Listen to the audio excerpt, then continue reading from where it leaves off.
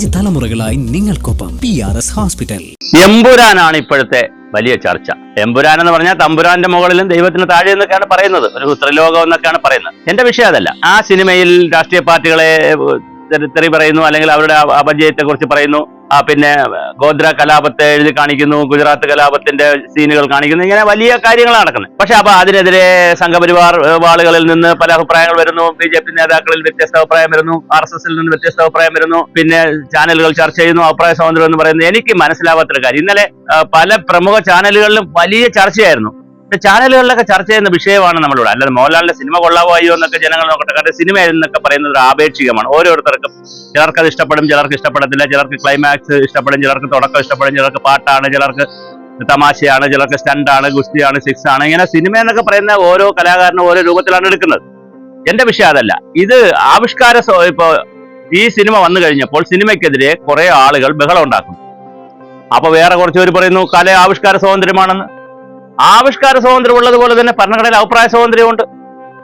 അപ്പോ ഒരു സിനിമ വന്നാൽ, ഒരു കലാരൂപം വന്നാൽ അത് ആവിഷ്കാര സ്വാതന്ത്ര്യത്തെ ബാധിക്കുകയും രാജ്യത്ത് പ്രശ്നമുണ്ടാക്കുകയൊക്കെ ചെയ്യുമെന്നൊക്കെ നോക്കിയിട്ടാണ് സെൻസർ ബോർഡ് അതിനെന്ത് കൊടുക്കുന്നത്, അനുമതി കൊടുക്കുന്നത്. അപ്പൊ സെൻസർ ബോർഡ് അനുമതി കൊടുത്തു കഴിഞ്ഞാൽ പിന്നെ ആ കലാരൂപം ഏത് സിനിമയായാലും ഇവിടെ പ്രവർത്തിക്കും. ഇപ്പൊ പുഴ മുതൽ പുഴ വരെ അലി അക്ബർ, പിന്നെ അലി അക്ബറിന്റെ ഒരു സിനിമ വന്നല്ലോ. അപ്പൊ അങ്ങനെ ഒത്തിരി സിനിമകൾ വരാറുണ്ട്. അപ്പോൾ ഈ സിനിമകൾ പൃഥ്വിരാജ് നേരത്തെ ഇതുപോലത്തെ ഒരു പിന്നെ മാപ്പിള കലാപത്തെ കുറിച്ച് സിനിമ എടുക്കാൻ തീരുമാനിച്ചു, പക്ഷെ അത് നടന്നില്ല. അങ്ങനെ പല പല പ്രശ്നങ്ങളുണ്ട്. അപ്പൊ ഇതിനകത്തുള്ളൊരു വിഷയം ഈ മാധ്യമപ്രവർത്തകർ, ഞാൻ മാപ്രകളെന്ന് പെട്ടെന്ന് മനസ്സിലാക്കാൻ വേണ്ടി പറയാം, മാധ്യമപ്രവർത്തകരുടെ ഷോർട്ട് ഫോം ആണല്ലോ. ഈ മാധ്യമപ്രവർത്തകർ കിടന്ന് ഇങ്ങനെ ബഹളം ഉണ്ടാക്കുകയാണ്. ഒരു കാര്യമില്ല. ഈ ഏതെങ്കിലും സിനിമ വന്നാൽ അതിനെതിരെ ഫേസ്ബുക്കിലോ ഇൻസ്റ്റാഗ്രാമിലോ വാട്സപ്പിലോ ആ സിനിമ ഇഷ്ടപ്പെടാത്തവർ അതിനെക്കുറിച്ച് നഖശിഖാന്തം വിമർശിക്കുകയാണെങ്കിൽ അവരുടെ അഭിപ്രായ സ്വാതന്ത്ര്യമാണ്. പ്രൊമോട്ട് ചെയ്യുന്നവരുടെ അഭിപ്രായ സ്വാതന്ത്ര്യം. പ്രൊമോട്ട് ചെയ്യുന്നത് പോലെ ഇപ്പൊ മോഹൻലാലിന്റെ സിനിമ, പൃഥ്വിരാജ് സംവിധാനം ചെയ്ത സിനിമ, അല്ലെങ്കിൽ മഞ്ജു വാര്യർ അഭിനയിച്ച സിനിമ കാണണമെന്ന് ഒരു വിഭാഗം പറയുന്ന പോലെ മറ്റൊരു ഭാഗത്ത് കാണരുതെന്ന് പറയാൻ അവകാശമുണ്ട്, അഭിപ്രായ സ്വാതന്ത്ര്യമുണ്ട്. വിമർശിക്കുവാൻ സ്വാതന്ത്ര്യമുണ്ട്. അപ്പൊ വിമർശിക്കാൻ സ്വാതന്ത്ര്യമുണ്ട്, കാണണമെന്ന് പറയാൻ സ്വാതന്ത്ര്യമുണ്ട്, സിനിമ എടുക്കാൻ സ്വാതന്ത്ര്യമുണ്ട്, എല്ലാം ഉണ്ട്. ഇതെല്ലാം കൂടി ചേരുന്നതാണ്. പക്ഷേ ഇവിടെ നമ്മളെ മാപ്രകൾ അല്ലെങ്കിൽ മാധ്യമപ്രവർത്തകരുടെ മീഡിയ ചർച്ചകൾ കേൾക്കുമ്പോൾ തോന്നും അഭിപ്രായ സ്വാതന്ത്ര്യം എന്നൊക്കെ പറയുന്നത് ഒരു വഴിയാണെന്ന് തോന്നും. അങ്ങനെയല്ല, പല വഴിയാണ് അഭിപ്രായ സ്വാതന്ത്ര്യം. എല്ലാവരും അഭിപ്രായം പറയട്ടെ, എല്ലാവർക്കും അഭിപ്രായ സ്വാതന്ത്ര്യം വരുന്ന പോലെ തന്നെ ആവിഷ്കാര സ്വാതന്ത്ര്യം ഉണ്ടാവട്ടെ. പക്ഷേ ഇതെല്ലാം സംഭവിക്കുമ്പോൾ ചില കാര്യങ്ങൾ നമ്മൾ ശ്രദ്ധിക്കണം. ഇപ്പൊ ഗുജറാത്ത് കലാപത്തെ സംബന്ധിച്ച് ഗോദ്രയിൽ ഉണ്ടായ കാര്യവും പറയുന്നുണ്ട്. മുസ്ലിംസിനെതിരെ ഹിന്ദുക്കൾക്കെതിരെ മുസ്ലിംസ് ചെയ്ത കാര്യം, സന്യാസിമാരെയൊക്കെ ഉപദ്രവിച്ച കാര്യം പറയുന്നുണ്ട്. തിരിച്ച് ഹിന്ദുക്കൾ മുസ്ലിങ്ങളെ ഉപദ്രവിച്ച ട്രെയിൻ കത്തിച്ച കാര്യമൊക്കെ പറയുന്നുണ്ട്. ബോംബെ കലാപം ഉണ്ടായി. നമ്മളൊരു കാര്യം മനസ്സിലാക്കുക, 140 കോടി ജനങ്ങൾ താമസിക്കുന്ന ഒരു രാജ്യമാണ് ഇവിടെ. ഒരു 10,000-ഓളം ഭാഷകളുണ്ട്, അത്രയും വേഷവിധാനങ്ങളുണ്ട്. വളരെ മതേതരത്തിൽ വിശ്വസിക്കുന്നു എന്ന് പറയുമ്പോഴും മതസ്വാതന്ത്ര്യമുള്ള നാടാണ്. മതപരിവർത്തനം നടത്തിക്കൊണ്ട് പോകാൻ പോലും സ്വാതന്ത്ര്യം അനുവദിച്ച് പല രൂപത്തിലും അനുവദിച്ചിരിക്കുന്ന നാടാണ് ഇവിടെ. അങ്ങനെയുള്ള ഒരു നാട്ടിൽ ഒരുപാട് ഒറ്റപ്പെട്ട സംഭവങ്ങൾ ഉണ്ടാവും, ഒരുപാട് പ്രശ്നങ്ങൾ ഉണ്ടാവും. ആ പ്രശ്നങ്ങളെ ഇത്തരത്തിൽ ഒരുപാട് പ്രശ്നങ്ങൾ, ബോംബെ കലാപം ഉണ്ടായി, എന്തുമാത്രം കലാപങ്ങൾ ഉണ്ടായ നാടാണ് ഇവിടെ. അതൊക്കെ ഉണ്ടാവും. ഈ കലാപങ്ങളെയൊക്കെ പുനരാവിഷ്കരിക്കുമ്പോൾ അതിനൊരു സദുദ്ദേശം ഉണ്ടായിരിക്കണം. ഞാൻ എമ്പുരാനിൽ സദുദ്ദേശം ഇല്ലെന്നല്ല പറയുന്നത്, ഒരു സദുദ്ദേശം ഉണ്ടായിരിക്കണം. അല്ലെങ്കിൽ ഒരു സംഭവിക്കുന്നത് ഇപ്പൊ മദ്യം, മയക്കുമരുന്ന്, സിഗരറ്റ് വലിക്കുന്നത്, മദ്യമൊക്കെ ഉപയോഗിക്കുന്നത് താഴെ എഴുതി കാണിക്കും സിഗരറ്റ് വലി ആരോഗ്യത്തിന് ഹാനികരം. എന്നിട്ട് നടന്മാർ സിഗരറ്റ് വലിക്കും. മദ്യപാനം ആരോഗ്യത്തിന് ഹാനികരം എഴുതി കാണിച്ചിട്ട് മദ്യപിക്കുന്ന രംഗങ്ങൾ കാണിക്കും.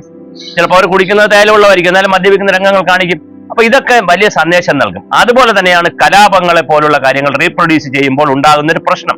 പൊളിറ്റിക്കൽ സറ്റയർ സിനിമകളൊക്കെ ആകാം, പക്ഷെ കലാപങ്ങളെയൊക്കെ റീപ്രൊഡ്യൂസ് ചെയ്യുമ്പോൾ ജനങ്ങൾ സംഘം തിരിഞ്ഞ അഭിപ്രായം പറഞ്ഞേക്കാം. അപ്പൊ അവിടെ അത് നമ്മുടെ കാലഘട്ടത്തിന് ഗുണം ചെയ്യുമോ? നമ്മൾ ചരിത്രത്തെ കുറിച്ച് പഠിക്കണം. തീർച്ചയായിട്ടും ചരിത്രം പഠിക്കേണ്ടതുണ്ട്, ചരിത്രം വിലയിരുത്തേണ്ടതുണ്ട്.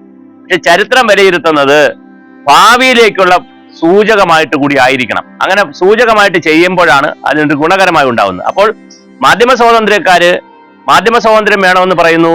അതേസമയം ആരെങ്കിലും അഭിപ്രായം പറഞ്ഞാൽ അവർ അത് എന്തിനാണ് എതിർക്കുന്നത്? സിനിമ എന്തിനാണ്? അതൊരു വ്യവസായമല്ലേ, അതെതിർക്കുക. സിനിമാ വ്യവസായത്തെ സഹായിച്ചു കൊടുക്കുക എന്ന് പറയുന്ന രീതിയൊന്നുമില്ല. സിനിമ വരും, ഇഷ്ടപ്പെട്ടവർ കാണും, ഇഷ്ടപ്പെടാത്തവർ കാണില്ല. ഇപ്പൊ എമ്പുരാൻ വിവാദമായത് കൊണ്ട് എന്താണ്, കുറച്ചധികം പേര് ചിലപ്പോൾ കാണും, ചിലപ്പോൾ കുറെ പേര് അതിൽ നിഷേധിക്കും, കാണാതിരിക്കും. ഇതൊക്കെയാണ് സംഭവിക്കുന്നത്. അപ്പൊ അതൊരു വ്യവസായം, അത് ഒരുപാട് രൂപ മുടക്കിയിട്ടാണ് എടുത്തിരിക്കുന്നത്. അപ്പൊ തീർച്ചയായിട്ടും അഭിപ്രായ സ്വാതന്ത്ര്യം കൂടെ ഉണ്ട്. ആവിഷ്കാര സ്വാതന്ത്ര്യം പോലെ തന്നെ അഭിപ്രായ സ്വാതന്ത്ര്യമുണ്ട്. അതിന്റെ നല്ല ഭാഷയിലും നല്ല രീതിയിലും പറയണമെന്നേ ഉള്ളൂ. അല്ലാതെ പിന്നെ മറ്റൊരാളിനെ കണ്ടാൽ, ഒരു സോഷ്യൽ മീഡിയയിലൊക്കെ ആണല്ലോ അഭിപ്രായ സ്വാതന്ത്ര്യം കൂടുതൽ വരുന്നത്. അപ്പോൾ അത് മറ്റൊരാൾ കേട്ടാൽ അത് ഗുണകരമായ വിലയിരുത്തലുകളാകാം. അപ്പോൾ അത്തരത്തിലുള്ള ആരോഗ്യകരമായ റിവ്യൂകൾ നടക്കട്ടെ, ആരോഗ്യകരമായ ചർച്ചകൾ നടക്കട്ടെ. ഇനി ചാനലുകൾക്ക് ഇത് ചർച്ചാ സ്വാതന്ത്ര്യമില്ലേ? ഉണ്ട്. അവർക്ക് അഭിപ്രായ സ്വാതന്ത്ര്യമില്ലേ? അവർക്കും ഉണ്ട്. അപ്പൊ ചുരുക്കത്തിൽ അഭിപ്രായ സ്വാതന്ത്ര്യങ്ങളുടെ ഇങ്ങനെ ഉണ്ട്. പക്ഷെ എല്ലാവരും അഭിപ്രായ സ്വാതന്ത്ര്യം പറയുന്നവരും ആവിഷ്കാര സ്വാതന്ത്ര്യം പറയുന്നവരും സ്വയം നിയന്ത്രിതമായ സ്വാതന്ത്ര്യത്തിന് സ്വയം നിയന്ത്രണമായ അദൃശ്യമായ ഒരു ചരട് വലിക്കണം, ഒരു ചരട് കെട്ടണം, ഒരു ഗ്രൗണ്ട് ഉണ്ടാക്കണം. ആ ഗ്രൗണ്ടിനകത്ത് നിന്നുകൊണ്ട് വേണം എല്ലാ സ്വാതന്ത്ര്യത്തെക്കുറിച്ചും ചർച്ച ചെയ്യാൻ. അല്ലെങ്കിൽ സംഭവിക്കുക, നമ്മെപ്പോലുള്ള മതങ്ങളിൽ വിശ്വസിക്കുന്ന രാജ്യത്ത്, വിവിധ വ്യത്യസ്ത ധാരകളിലുള്ള രാജ്യത്ത് പലപ്പോഴും സംഘർഷങ്ങളുടെ മാത്രമായിരിക്കും ഉണ്ടാവുക. പഴയകാല സംഘർഷങ്ങളുടെ പുനരാവിഷ്കരണമൊക്കെ നടത്തുമ്പോൾ തീർച്ചയായിട്ടും അത് പുതിയ കാലത്തെ സംഘർഷങ്ങൾക്ക് വഴിവെക്കാത്ത രീതിയിൽ പുതിയ ഇവിടെ പ്രത്യേകിച്ച് ഇവിടെ ജാതിയുടെയും മതത്തിന്റെയും ഒക്കെ ചിന്തകൾ കുറഞ്ഞു വരുന്ന ഒരു ന്യൂ ജനറേഷന്റെ കാലമാണ്. അപ്പൊ അവരുടെ മനസ്സിലുമൊക്കെ ഇത്തരം കാര്യങ്ങളൊന്നും കുത്തിവെക്കാതെ പഴയകാല ചരിത്രങ്ങൾ, ഒരുപാട് ചരിത്രത്തിൽ ഒരുപാട് ദുഷ്ചെയ്തികൾ നടന്നിട്ടുണ്ട്. പക്ഷെ ആ നടന്നതിനെല്ലാം തീർച്ചയായിട്ടും ചരിത്രം പഠിക്കുക തന്നെ വേണം, ചരിത്രം മനസ്സിലാക്കുക തന്നെ വേണം. പക്ഷേ അതിന്റെ രൂപവും ഭാവവും എല്ലാം ശ്രദ്ധിച്ചില്ലെങ്കിൽ കേവലം ആവിഷ്കാര സ്വാതന്ത്ര്യത്തിന്റെ പേരിൽ മാത്രം നടക്കുന്നത് എങ്ങനെ ഇരിക്കുമെന്ന് നമുക്ക് ചർച്ച ചെയ്യണം. അതുപോലെ തന്നെയാണ് ആവിഷ്കാര സ്വാതന്ത്ര്യത്തിന്റെ പേരിൽ എന്തെങ്കിലും ഒരു കലാരൂപം പുറത്തു വന്നാൽ ഉടനെ തന്നെ അഭിപ്രായ സ്വാതന്ത്ര്യത്തിന്റെ പേരിൽ കുറച്ചു പേർ അഭിപ്രായം പറയുമ്പോൾ മറ്റു ചിലർ ബഹളം ഉണ്ടാക്കും. ഉടൻ മാധ്യമപ്രവർത്തകർ ഇറങ്ങും, എന്തിനാണ് ആ സിനിമയ്ക്കെതിരെ അങ്ങനെ പറയുന്നത്, എന്തിനാണ് ആ നാടകത്തിനെതിരെ അങ്ങനെ പറയുന്നത്, ഹരീഷിന്റെ നോവൽ വന്നപ്പോൾ എന്തിനാണ് ആ നോവലിനെതിരെ ബാക്കിയുള്ള അഭിപ്രായം പറയുന്നത്, ആവിഷ്കാര സ്വാതന്ത്ര്യമില്ലേ? ആവിഷ്കാര സ്വാതന്ത്ര്യം ഉള്ളതുപോലെ അഭിപ്രായ സ്വാതന്ത്ര്യമുണ്ട്. ആളുകൾ അഭിപ്രായം പറയും. അതുപോലെ തന്നെ അപ്പൊ അങ്ങനെ ആളുകൾ ആവിഷ്കാര സ്വാതന്ത്ര്യത്തിൽ ഒരു കലാരൂപമോ സിനിമയോ നാടകമോ നോവലോ കഥയോ ഒക്കെ വരുമ്പോൾ സ്വാഭാവികമായിട്ട് ആവിഷ്കാര സ്വാതന്ത്ര്യത്തിന്റെ മെരിറ്റ് അവർ എടുക്കുമ്പോൾ, അതിന്റെ സംവിധായകരും നടന്മാരും നിർമ്മാതാവും എടുക്കുമ്പോൾ അഭിപ്രായ സ്വാതന്ത്ര്യത്തിന്റെ മെരിറ്റ് ജനങ്ങൾ എടുക്കും. അപ്പൊ ഇത് രണ്ടും, ജനങ്ങൾ ആവിഷ്കാര സ്വാതന്ത്ര്യത്തിന്റെ അഭിപ്രായ സ്വാതന്ത്ര്യത്തിന്റെ മെരിറ്റ് സമൂഹം എടുക്കുമ്പോൾ അത് ചർച്ച ചെയ്യാനുള്ള സ്വാതന്ത്ര്യം മാധ്യമങ്ങൾ എടുക്കും. ഇതെല്ലാവരും മനസ്സിലാക്കുക.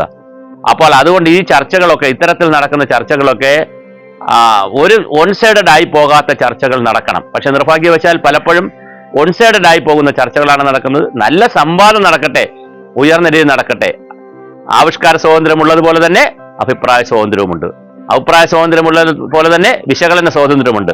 പക്ഷെ എല്ലാ സ്വാതന്ത്ര്യങ്ങൾക്കും സ്വയം നിയന്ത്രിതമായ, അത് സ്ഥാപനമായാലും വ്യക്തികളായാലും സമൂഹമായാലും കുടുംബമായാലും സ്വയം നിയന്ത്രിതമായ അതിർത്തി രേഖകൾക്കുള്ളിൽ നിന്ന് വേണം ആ സ്വാതന്ത്ര്യത്തെ വിനിയോഗിക്കാൻ. അല്ലെങ്കിൽ അത് അസ്വാതന്ത്ര്യമാവുകയും അസ്വാരസ്യമാവുകയും നാട്ടിൽ വീണ്ടും കലാപങ്ങളും അരാജകത്വങ്ങളും മാത്രമായിരിക്കും ഫലം.